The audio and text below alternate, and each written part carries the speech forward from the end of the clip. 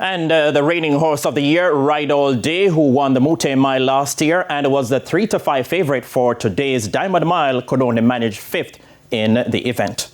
Finally, this evening, the INSPORTS Golf Summer Camp, which is into its 8th year, is now in high gear with some 25 students between the ages of 6 and 18 from St. Catherine and the corporate area participating.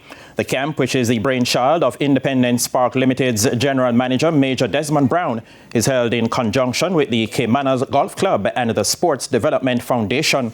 The aim of the camp is to introduce the sport to grassroots and broadening the horizon of the campers.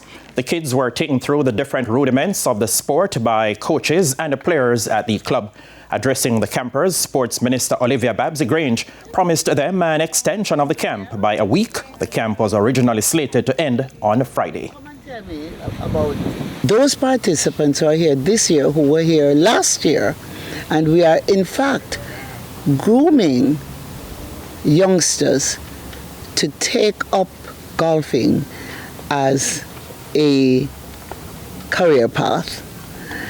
They are able to be exposed to being a caddy, from being a caddy to being a golfer. And we may just have a future star in this group. Out of last year's camp, we decided to have a further program, which is an all-year program. And we have a number of golfers now who are playing golf through the year.